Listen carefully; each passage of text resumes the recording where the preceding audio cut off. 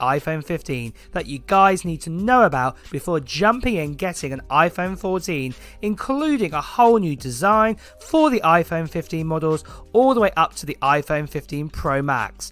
I want to share all the details about the iPhone 15 over the next few weeks of everything we know so far, and I also want to give you guys the starting details for the iPhone 15 release date and price with specs as well.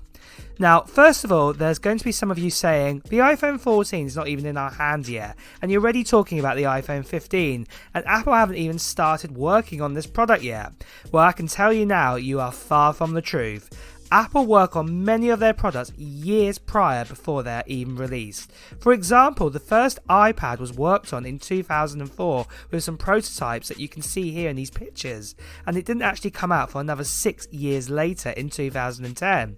In fact, the same first generation iPad Air model, Steve Jobs sadly died in October 2011, but in an interview with Tim Cook in 2013, the same year that the first generation iPad Air came out, Tim mentioned that Steve Jobs was very proud of the iPad Air design, even though he had sadly passed away 2 years prior.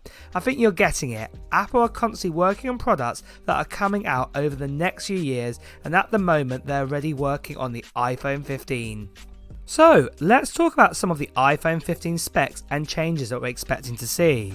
So one of the big changes will be on design.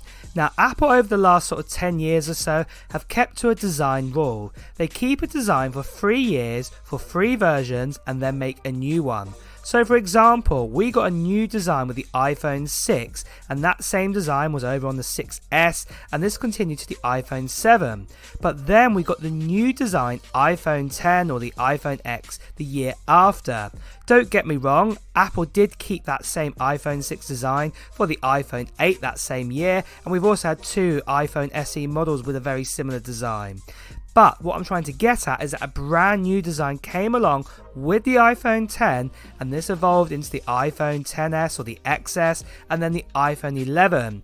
Then after 3 generations again, we got a new design, and this was in the iPhone 12, the 13, and even now the 14. We've had 3 years of the same design again, so I think you're getting the picture.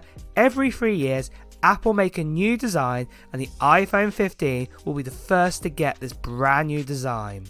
The design itself may fall in line though with similar curves to say what we've got with the MacBook Pro and the new MacBook Air that came out some months ago, but it will still look like an iPhone. We've been told by Ross Young that all iPhone 15 models will now have that hole punch and pill design like we're getting on the iPhone 14 Pro models, but there isn't too much more what's being said about the design at this stage.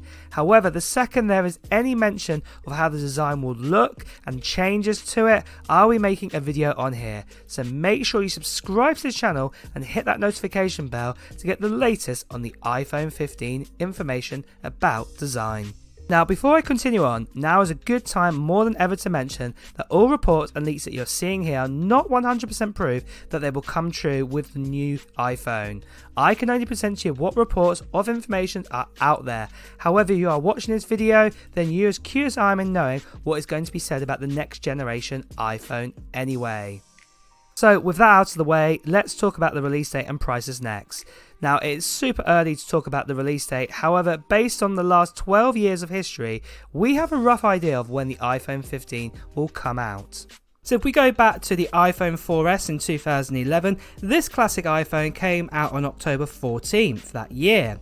Then skip a year to 2012 with the iPhone 5, it was September 21st, 2012. Then let's skip a few years ahead of that to 2016 where it was the iPhone 7 and the 7 Plus, and the release year for that was September 16th. In 2019, we saw the release of the iPhone XS on September 21st and the XR on October 26th. And last year, for example, with the iPhone 12 models, the release dates were October 23rd to November 13th. Now, mainly, you can see release dates have either been kind of mid-end September to kind of end October if there's something special coming out or something a bit different. The main exception was back in 2020, and that was with the iPhone 12, where actually the phone got released a little bit later in October time, but mainly this was due to COVID.